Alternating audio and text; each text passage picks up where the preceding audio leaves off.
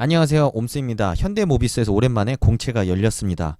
이번 기회 반드시 잡아야 할 필요가 있겠죠? 현대모비스 취업을 준비하시는 여러분들을 위해 준비했습니다. 현대모비스 분석부터 자소서 작성법까지 차례대로 살펴보도록 하겠습니다. 먼저 사업보고서부터 살펴보도록 하겠습니다. 다트 들어가서 현대모비스 검색했고요. 사업보고서, 사업의 내용으로 바로 이동해 보도록 하겠습니다. 우선 현대모비스의 이 핵심 사업 영역을 세 가지로 볼 수 있을 것 같습니다. 첫 번째는 자동차 모듈이라고 보시면 되고요. 모듈이라는 건 부품의 덩어리라고 생각을 하시면 되는데, 개별 부품을 일일이 조립하는 데 있어서 많은 시간과 그런 작업 불편함이 생길 수 있기 때문에 하나의 모듈로 만들어서 뭐 수십 개든 수백 개든 여러 가지 부품을 하나로 모아서 최대한 어떤 조립의 용이성을 높인 형태가 바로 모듈이라고 보시면 될 것 같고요.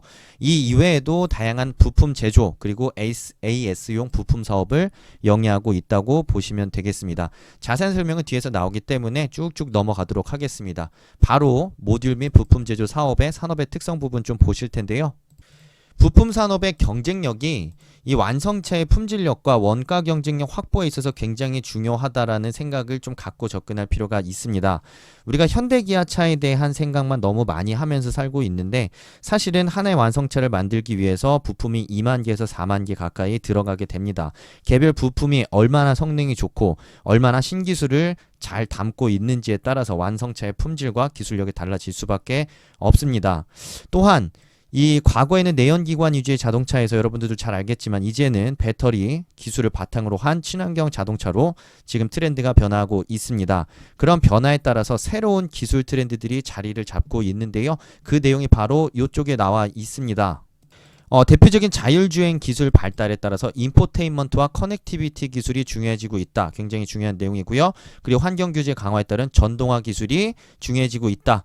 이 세 가지 키워드를 중심으로 해서 여러분들이 자동차 산업을 볼 필요가 있습니다. 이따 한 번 더 그 현대모비스의 그 회사 소개 자료를 통해서 한 번 더 확인은 할 텐데요. 인포테인먼트라는 거는 앞으로 자율주행 기술이 확대됨에 따라서 사람들의 손발이 자유로워질 것이고, 얼마나 다양한 정보와 그리고 그런 엔터테인먼트적인 요소들을 차 안에서 승객들에게, 운전자에게 제공할 수 있는지가 바로 핵심적인 요소 중에 하나가 될 수밖에 없습니다. 커넥티비티라고 하는 거는 자동차와 어떤 생체 인식 아니면 이외에 다양한 어떤 전기, IT 장치와 소프트웨어들과의 연결을 통해서 자동차의 편의성과 성능을 더욱 높일 수 있는 다양한 기술들을 의미하는데요. 분야가 너무나 많이 세분화되어 있기 때문에 일일이 언급하는 데는 어려움이 있을 수밖에 없을 것 같습니다. 전동화라는 건 이 환경에 대한 이슈가 계속해서 대두되고 있죠. 내연기관 위주의 자동차는 이 환경 오염을 유발시키기 때문에 수소차나 전기차와 같은 새로운 형태의 어떤 에너지원을 기반으로 한 자동차 기술이 계속해서 발전하고 있습니다. 현대모비스 또한 이런 전동화 트렌드에 맞춘 그런 친환경 기술을 보유하고 있는데요. 그 각종 사업 영역들에 대한 부분도 이따가 좀 더 디테일하게 살펴보도록 하겠습니다.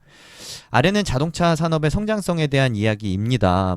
계속해서 판매 실적이 증가하다가 2019년도부터 국내외 판매 실적이 현대기아차 완성차 기준으로 상당 부분 좀 줄어든 모습입니다. 20만 대 가량 줄었고요. 현대모비스는 주 매출처가 현대기아차이기 때문에 현대기아차의 해외 판매량이 감소한다라는 건 아무래도 현대모비스에도 직접적인 매출 영향을 줄 수밖에 없습니다. 그렇기 때문에 전방 완성차 산업의 트렌드, 그리고 현대기아차의 약진이나 어떤 신제품 이 개발 동향 같은 부분들도 같이 눈여겨볼 필요가 있겠죠. 그냥 쭉쭉 넘어가도록 하겠습니다. 그냥 여러분들이 읽어보시면 되고요. 2020년도에는 어쨌든 판매량을 좀 많이 높게 잡았던 모양인데, 아무래도 코로나 여파로 인해서 사실상 2019년 대비 목표치를 달성하기 어렵지 않을까 생각이 듭니다. 국내 시장 여건에 대한 내용인데요. 이것도 넘어가도록 하겠습니다. 회사의 경쟁 우위 요소가 나오긴 한데 좀 뻔한 내용들밖에 없습니다. 세계 7위라는 내용 있고요. 그리고 요거는 좀 잘 받으실 필요가 있습니다. 뭐냐면 현대모비스가 이 영업이익을 내는 대부분의 사업 영역이 바로 AS 부품 영역이라는 점은 좀 괄목할 만한 부분이라고 좀 생각이 들고요.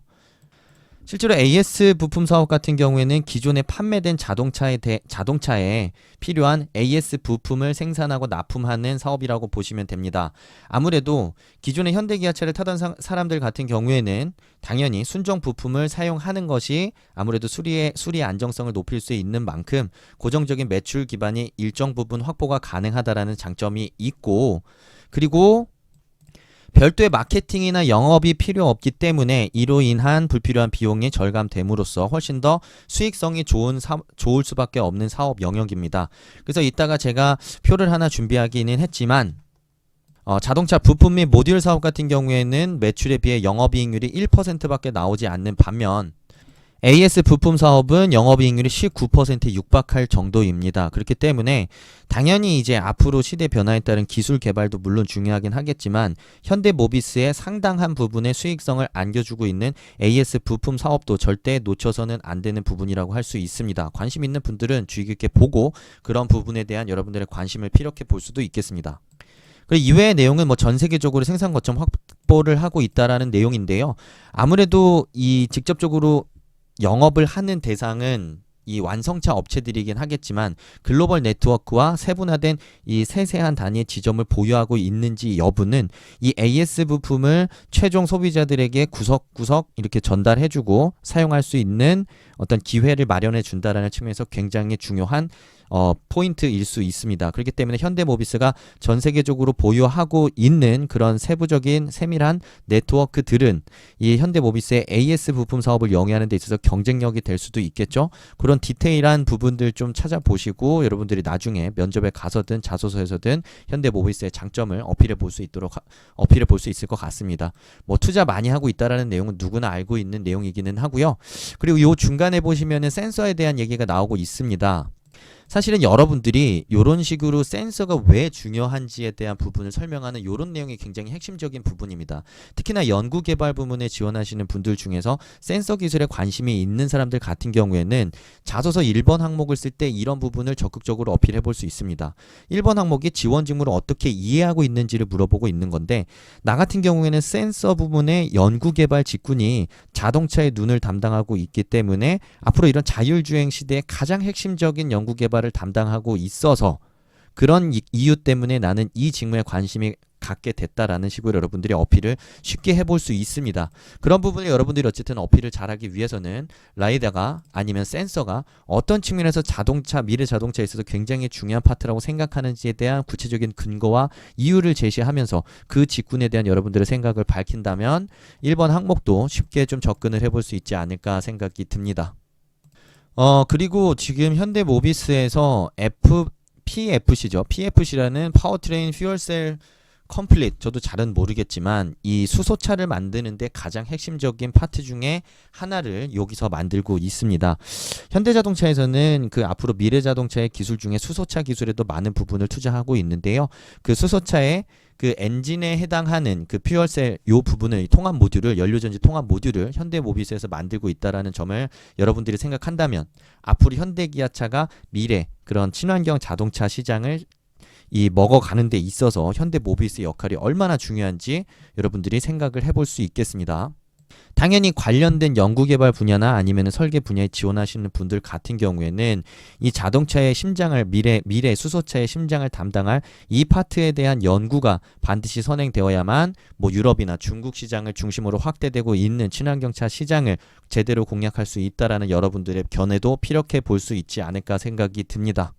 이 아래 보시면 수소전기차가 왜 중요한지에 대한 부분도 나옵니다. 아무래도 연료로 수소를 주입하고 이제 공기랑 공기 중에 산소와 결합하는 과정에서 이제 동력이 나온다는 얘기인데, 배출되는 게 물이기 때문에 전혀 환경에 무해하다라는 장점이 있고, 다른 어떤 전기차에 비해서 에너지 효율과 충전 시간이 빠르다라는 점 때문에 정말 궁극적인 미래 자동차 기술이라고 한다면 전기차보다는 수소차라고 꼽는 경우가 더 많은 걸로 저도 알고 있습니다. 다만 그만큼 개발이 어렵다라는 게 문제겠죠. 그리고 그런 역할을 현대모비스에서 아무래도 해줄 필요가 있지 않나 생각이 듭니다. 자, 이 북미 시장에 대한 이야기 그리고 유럽 시장에 대한 이야기를 보시면 어쨌든 현대모비스가 현대기아차에 이 많은 부품을 납품하고 있는 건 사실이지만 자체적으로 가지고 있는 이런 이 제조 기술력과 부품 경쟁력, 기술 경쟁력을 바탕으로 다양한 완성차들을 대상으로 그런 영업을 하고 있는 것 또한 사실입니다. 그런 상황을 보여주고 있는 내용들이라고 좀 보시면 될 것 같고요. 현대모비스가 얼마나 이제 앞으로 발전하느냐에 따라서 현대기아차의 캡티브 매출을 넘어선 어떤 초과 매출을 달성함으로 정말 글로벌 명실공히 그런 글로벌 부품사로서 도약하는 데 있어서 이런 현대기아차 외부의 매출 확대가 더 중요한 역할을 하지 않을까라고 생각을 해봅니다. 자, 그렇게 세계 시장에 대한 이야기는 쭉쭉 넘어갈 거고요. 그리고 여기 AS용 부품 사업 산업의 성장성 부분을 좀 한번 그래도 확인해 보시면 좋을 것 같습니다. AS 부품 같은 경우에는 이미 판매된 자동차에 대한 AS 부품을 공급하는 사업이기 때문에 이 현대기아차의 자동차 판매량이 늘어나면 늘어날수록 당연히 AS 부품 사업 또한 같이 동반 성장할 수밖에 없는 시스템입니다. 그렇기 때문에 지금 계속해서 그 현대기아차가 세계 곳곳에 팔려 나가면서 누적 판매 대수가 쌓이고 있는 상황이고 이로 인해서 AS 부품 매출 또한 견조하게 상승 흐름세를 보이고 있는 상황입니다. 이 부분 굉장히 그 현대모비스의 그런 영업 이익을 확보하는 데 있어서 굉장히 중요한 사업 영역이기 때문에 잘 봐둘 필요가 있습니다. 이 아래 국내외 시장 여건 부분은 뭐 미국이나 유럽 아니면 아세안 지역 중심으로 해서 어떤 트렌드 때문에 자동차 판매량이 어떻게 왔다 갔다 하고 있는지에 대한 내용이 나오는데요. 사실 영업 부문에 지원하시는 분들 같은 경우에는 이런 게 굉장히 중요합니다. 예를 들면 미국 같은 경우에는 뭐 CO2 규제 강화에 따른 완성차 업체 판매 물량 조절 때문에 당연히 이런 판매량이 이 전체적으로 감소할 수밖에 없기 때문에 그런 부분을 감안한다면 다른 시장에 좀 더 집중할 필요가 있다든지 아세안 지역의 비관세 장벽이나 뭐 아니면 이 환율 불안정 등과 같은 각 국가별 개별 이슈로 인해서 시장의 불안전성이 확대될 수 있는 만큼 다른 시장에 혹은 이런 리스크에 어떻게 대응해 나가면서 영업 전략을 펼 필요가 있다고 생각하는지 그런 견해 또한 같이 제시를 해볼 수 있겠습니다. 그런 측면에서 해당 분야에서 여러분들이 필요한 역량을 제시할 때 이런 개별 시장의 구체적인 특성과 변화 그리고 규제 상황을 정확하게 이해하는 게 굉장히 중요하다라는 그런 역량을 제시해 볼 수도 있겠습니다. 그게 진정한 글로벌 역량이겠죠? 네, 나머지 부분은 그냥 넘어가도록 하겠습니다. 취업은 옴수접수. 기사 하나 같이 좀 보고 넘어갈 텐데요. 2016년 기사입니다. 다만 이 모듈에 대한 설명이 잘 되어 있어서 제가 여기다가 요 기사를 같이 공유하게 됐습니다. 모듈은 부품 덩어리에 해당한다고 되어 있고요. 현대모비스에서 만드는 건 운전석 모듈 그리고 FEM이라는 프론트엔드 모듈 그리고 하나 더 있는데 지금 제가 여기 샤시 모듈이죠. 여기 있습니다. 요 덩어리로 만들 때 어떤 장점이 있냐면 공정수를 줄여서 생산성을 높이고 품질 확보에 효과적이라는 특징이 있습니다. 이런 부분 때문에 현대기아차에서는 현대모비스에서 이 모듈화의 수준이 올라가면 갈수록 공정의 단계를 줄임으로써 생산 리드 타임을 줄일 수 있다는 장점이 생기겠죠. 그렇기 때문에 현대모비스의 기술력과 현대모비스의 제품력이 이 완성차 품질을 높일 수밖에 없는 이유가 바로 여기에 있습니다. 자, 그리고 이 기사는 현대모비스의 실적과 관련된 내용입니다. 2014년부터 19년까지의 매출 그래프를 한눈에 좀 볼 수가 있고요. 모듈 및 부품 제조 부문 매출액과 영업이익이 나와 있습니다. 2014년부터 2019년까지 상승을 한 건 뭐 근데 상승이 뭐 지속적인 상승은 아니긴 하죠. 작년 기준으로 35조 거의 36조에 육박하는 매출을 달성했는데 영업이익은 4천억밖에 되지 않습니다. 영업이익률이 1.11%입니다. 수익성이 매우 아쉬울 수밖에 없는 상황이고요. 그런 측면에서 생산 기술에 지원하시는 지원자분들 같은 경우에는 어떤 생산의 효율성을 높임으로써 이런 영업이익을 확대하기 위한 그런 생산 기술 고민이 필요한 시점이라고 여러분들이 의견을 좀 제시해 볼 수 있지 않을까 싶습니다. 당연히 1번 항목 작성할 때 참고하시면 좋겠죠. 자, 그리고 이 아래 보시면 AS 부문의 매출액과 영업이익이 나옵니다. 매출액은 작년도 기준으로 10조가량 그리고 2014년도부터 계속해서 상승을 해오고 있습니다. 아까 말씀드렸지만 현대기아차가 세계 곳곳에서 많이 팔려나갈수록 AS 부품 사업에 대한 수익성과 그런 매출액은 같이 확대될 수밖에 없는 게 사실입니다. 그렇기 때문에 작년도 기준으로 10조 달성했고요. 그 중에서 영업이익이 2조 8억 원입니다. 거의 20%에 육박하는 영업이익 수준을 보이고 있다는 점 굉장히 눈여겨볼 필요가 있습니다. 사실상 여기서 돈을 다 번다고 봐도 과언이 아니겠죠. 그래서 AS 부품 사업에 가장 많은 영향을 미치는 건 바로 운행 대수라고 합니다. 그래서 지금 2013년부터 꾸준하게 이 전체 판매 차량이 늘어나고 있다라는 내용이 뒤이어 나오고 있습니다. 이 내용 한번 읽어보시면 여러분들 지원하실 때 더 도움이 되지 않을까 생각합니다. 자, 그리고 현대모비스 홈페이지에 들어가면 회사 내용을 한눈에 확인할 수 있는 정보가 있습니다. 회사 소개 개요로 들어가시고요. 이쪽에 회사 소개 브로셔 다운로드를 누르시면 이런 자료를 보실 수 있게 됩니다. 회사의 사업 영역에 대한 내용이 전부 다 나와 있고요. 전체적으로 보시면 우리 눈을 휘둥그레하게 만들 만한 이 변화에 대한 내용들이 많이 나오는데 사실 필요 없습니다. 자소서 항목에서는 여러분들이 갖고 있는 협업 역량이나 아니면 직무에 대한 생각을 위주로 묻고 있기 때문에 이런 세분화된 현대모비스의 기술 개발에 대한 내용까지는 보실 필요가 없고요. 아까 말씀드렸던 대로 1번 항목의 지원 직무에 대한 여러분들의 생각을 녹이는 데 있어서는 여러분들이 관심 있는 분야의 부품이나 아니면 사업 영역이 왜 중요한지에 대한 여러분들의 생각을 드러내는 것 자체가 더 중요하다라고 보시면 좋겠습니다. 다만요, 이제 뒤쪽까지 넘어오시면 실제로 지금 현대모비스에서 만들고 있는 어떤 제품과 소프트웨어에 대한 내용이 나오는데, 뭐 자동차 시스템 솔루션 대표적인 게 이제 아다스라는 게 있는 것 같습니다. 이런 시스템이 이 자동차 앞으로 자율주행 시대를 가능하게 하는 데 있어서 왜 중요한지를 이해하는 데 있어서는 도움이 확실하게 될 수 있을 겁니다. 레이더와 카메라를 활용해서 앞차와의 거리를 잰다든지 충돌이 예상되는 어떤 상태를 빠르게 캐치해서 훨씬 더 안전하고 정확하고 신속한 주행이 가능하게 하는 기술이라는 점에서 이 점을 좀 확인할 수 있는 내용이 될 것으로 보입니다. 그리고 아까 말씀드렸던 전동화에 대한 내용도 뒤에 나오는 게 좀 보이고요. 여기 개별적으로 각각의 그런 기술들, 부품에 대한 설명을 이해하는 데 있어서는 도움이 되는 게 맞습니다. 왜냐하면 지원 분야에 본인이 어떤 생각을 가지고 있는지를 얘기해야 되는데, 예를 들면 인포테인먼트라는 게 왜 중요한지, 예를 들면은 여기서도 이제 다 설명이 나와 있죠. 요런 요소들이 왜 인포테인먼트 시스템을 만드는 데 있어서 중요한지, 램프 기술은 어떤 주행 성능과 주행 안정성을 높이는 데 있어서 어떤 기여를 하기 때문에 램프 기술이 왜 중요한지, 안전은 왜 그런지, 이런 부분들을 좀 더 정확하게 이해하시면서 여러분들이 1번 항목을 접근해 보시는 게 좋을 거라고 생각이 듭니다. 자, 그래서 이제 자소서 항목 작성법으로 넘어가 보도록 하겠습니다. 우선 첫 번째 항목, 본인이 지원 직무를 어떻게 이해하고 있는지 구체적으로 기술해라라고 했습니다. 직무에 대한 여러분들의 생각을 묻는 항목입니다. 그래서 구체적으로 기술하라고 했지 피상적으로 여러분들이 비유하라고 한 거 아닙니다. 자, 그 다음에 본인이 적합하다고 판단할 수 있는 이유를 사례와 경험을 바탕으로 제시하라고 했는데요. 그냥 내가 어떤 이유에서 적합하다, 그리고 당연히 경험으로 증명할 수밖에 없습니다. 너무 어렵게 생각하실 필요가 없습니다. 그래서 각각을 좀 분절적으로 여러분들이 하나씩 만족시켜서 작성한다는 생각으로 접근을 해보시면 좋겠고요. 채용 공고를 보면은 굉장히 영역들이 많이 있습니다. 아까 제가 앞부분에 설명을 드렸던 대로 여러분들이 지원한 분야의 중요성을 중심으로 해서 해당 직무가 어떤 이유로 매우 중요하다고 생각하는지를 여러분들이 써보시면 좋겠습니다.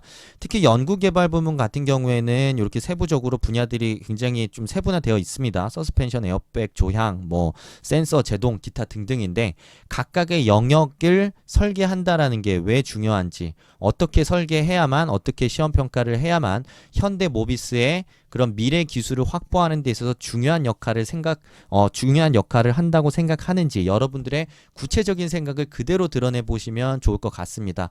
영업이라고 한다면 여기 보시면 이제 안전부품부터 인포테인먼트, 영업 사업 관리가 있는데 결국은 이제 통칭을 해서 영업이라고 얘기를 하겠습니다. 현대모비스가 현대기아차 매출만으로는 성장이 한계가 있을 수밖에 없습니다. 그런 측면에서 아까 해외 시장에 대한 이야기를 하면서 뭐 북미 시장, 유럽 시장, 일본, 중국 시장을 중심으로 해서 현대모비스가 부품 판매를 확대해 나가고 있다라는 얘기를 좀 했었는데요. 이런 식으로 현대모비스가 새로운 고객들, 다른 완성차 업체들을 중심으로 해서 부품을 수주받고 납품을 해 나가는 게 현대모비스를 한 단계 레벨업 시키는 데 있어서 매우 중요할 수밖에 없습니다. 또한 앞으로 이제 변화되는 기술 트렌드에 맞춰서 신제품들을 만들고 있는 만큼 그런 어떤 새로운 영업 전략 수립 또한 이 현대모비스의 성장에 있어서 매우 중요할 수밖에 없겠죠. 그런 식으로 여러분들이 각각의 지원하는 영역에 맞게끔 그 중요성을 여러분들이 얘기해 보시면 좋을 것 같습니다. 재경 부문이라고 한다면 현대모비스가 지속적이고 굉장히 전폭적인 R&D에 투자를 많이 하는 것으로 유명한 회사입니다.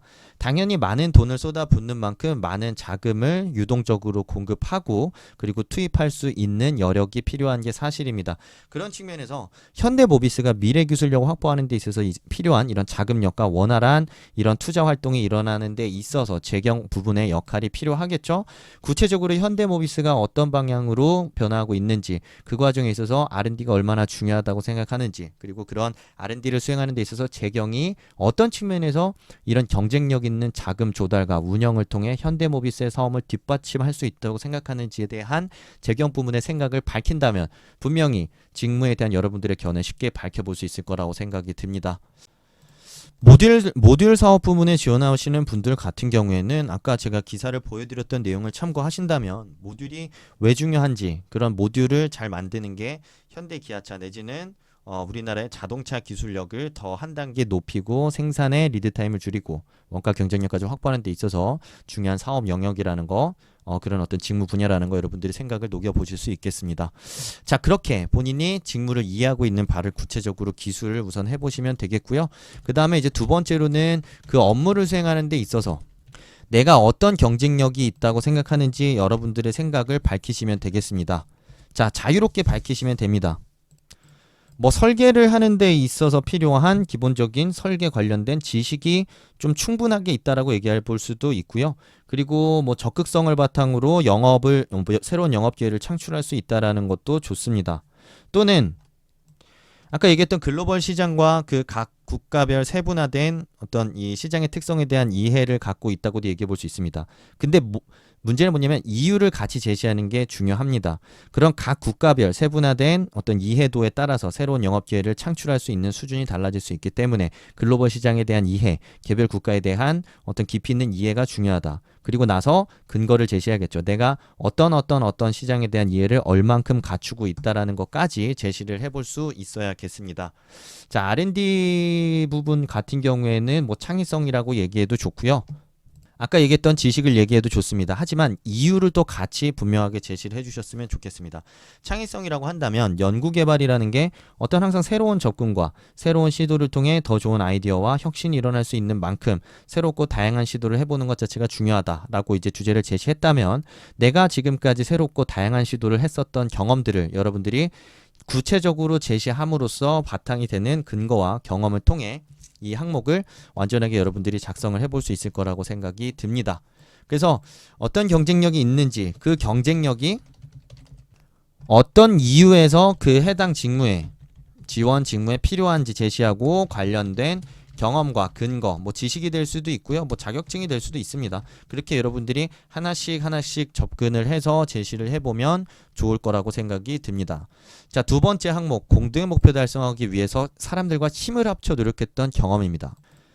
자, 여러분들이 이거 읽고 또 착각 안 하셨으면 좋겠어요. 리더십이 아니에요. 뭐냐면은 같이 잘한 걸 물어보는 겁니다. 그래서 여러분들이 어떤 이 활동 안에서 타인들과 함께 유기적인 협업과 구체적인 협업의 포인트를 얘기할 수 있는 경험을 쓰는 게 중요하다라고 여러분들 생각하고 접근을 하셔야 됩니다. 그래서 우선은 뚜렷한 공동의 목표가 있는 게 좋고요. 자, 여러 가지 활동이어도 됩니다. 봉사활동일 수도 있다고 생각이 들고 인턴 경험일 수도 있고 공모전일 수도 있고 수업상에 있어서 과제일 수도 있습니다. 그 안에서 그 목표가 무엇인지를 제시를 하는데 여러분들이 그 목표를 구체적으로 설정할수록 뒤에서 자소서를 작성하기가 수월해질 수밖에 없습니다. 무슨 뜻이냐면 제가 예시로 이런 문장을 한번 써봤습니다. 우리는 어떤 수업에서 해외 5개국의 어떤 기술 연구 사례 조사를 통해서 우리나라 산업의 발전 방향을 제시하기로 했다와 같은 식으로 여러분들이 목표를 설정했다라고 생각을 해보세요. 그러면 이후에 뭘 했을까요? 당연히 5개국의 뭐 기술 트렌드를 조사할 수밖에 없었을 겁니다. 그 조사를 어떻게 효과적으로 했는지에 대한 이 각자 이 조원들끼리 어떻게 효과적으로 하려고 했는지 뭐 분담부터 어떻게 논의를 했는지에 대한 내용 구체적으로 나올 수밖에 없고요. 당연히 이후에는 또 우리나라 산업의 뭐 어떤 특징을 또 분석을 했었어야겠죠. 그리고 나서는 비교를 했었어야 됐을 겁니다. 자, 그 과정에서 수많은 토론과 조사와 의논, 협업이 있을 수밖에 없었을 겁니다. 이런 식으로 주제가 최대한 구체적으로 나와야만 여러분들이 뒤에서 이루어진 협업과 그런 다른 사람들과 힘을 합친 과정 자체도 구체적으로 드러날 수밖에 없습니다. 자, 이런 식으로 좀 앞에서 그 구체적인 목표를 좀 최대한 잡아 주신 다음에 이야기를 좀 체계적으로 많은 부분에서 협업했던 포인트들이 나오는 이야기를 토대로 자소서를 작성하실 것을 좀 권해드리고 싶습니다. 자, 마지막으로 힘들고 어려웠거나 심각한 문제 발생했는데 이래도 끝까지 잘해가지고 성공적인 결과를 가져온 사례를 써달라고 했습니다. 여러분들이 요거는 통상 많이 쓰던 항목들이 다 있을 거라고 생각이 듭니다. 뭐 도전적인 상황이라든지 아니면은 정말 달성이 불확실하고 어렵다라고 생각했던 어떤 상황에서 여러분들이 무언가를 끝내 잘 해낸 경험에 대한 이야기도 해당 항목으로 충분히 다 그대로 써볼 수 있다라는 생각이 드는데요. 다만 여러분들한테 이거는 한 가지 주의사항을 위주로 좀 알려드리고 싶습니다. 뭐냐면 좀 상황은 당시 어려웠던 상황은 짧게 쓰세요. 짧게. 300자 이내로 쓰는 게 맞습니다. 왜냐하면 여러분들이 보여줘야 되는 건 어려웠던 상황과 감정에 대한 이야기가 아니라 그 어려웠던 상황을 어떻게 극복했는지를 보여주는 겁니다. 어떻게 극복해 나갔는지. 자, 이 이야기에 몰빵하셔야 돼요. 최소 600자는 써야 됩니다. 그래야 여러분들이 이런 도전적인 상황을 이겨낼 수 있는 사람이라고 공감을 할 수가 있는 거겠죠. 그 행동을 통해서. 근데 여러분들이 보통 보면 어려웠던 상황을 잔뜩 써요. 그리고 감정도 잔뜩 써요. 이걸 막막했다. 어떻게 해야 될지 몰랐다. 난생 처음 해보는 일이라서 할 수 있는지 없는지에 대한 확신이 서지 않았다. 막 이런 식으로 혼자 일기 쓰고 독백하는 식으로 여러분들이 자소서를 끝까지 써나가는데 전혀 공감 가지 않습니다. 여러분들이 그 어려웠던 상황 최대한 간결하게 쓰고 나서 그 어려웠던 상황을 어떻게 한 단계 얼마나 많은 노력을 세부적으로 해 나갔는지에 대한 그 구체적인 그 디테일한 이야기의 스토리 자체가 궁금하다라는 거죠. 당연히 그 이후에 결과는 나왔을 거고요. 그건 이제 결과는 알아서 잘 쓰시면 됩니다. 그리고 결과는 쓸 때 최소한으로 쓰는 게 좋습니다. 1500자 내외가 좋습니다. 넘지 마세요. 결과 아무리 길게 쓴다고 해도 여러분들이 중간에서 어떻게 극복했는지에 대한 과정이 설득이 안 됐는데 어떻게 여러분들이 도전적인 상황을 이겨낼 수 있는 사람이라고 납득할 수 있겠습니까? 상황과 내용, 그 과정이 구체적으로 드러났다면 여러분들이 결과 간단하게 쓰셔도 이 친구 괜찮은 친구네, 도전적인 상황을 이겨낼 수 있는 그런 깜냥을 가진 친구네라고 납득할 수 있는 건 바로 그 중간에 이 어떻게 극복해 나갔는지에 대한 스토리를 통해서 가능하다라는 점 반드시 명심하시면서 자소서 분량 조절해 보시면 좋을 것 같습니다. 어쨌든 현대모비스 기업 분석부터 자소서 작성법까지 여기까지 마무리하도록 하겠고요. 지원하시는 모든 분들은 좋은 결과 있길 바라며 질문사항 있으신 분들은 댓글 통해서 남겨주시면 최대한 답변 드릴 수 있도록 하겠습니다. 감사합니다. 좋아요와 구독은 필수입니다.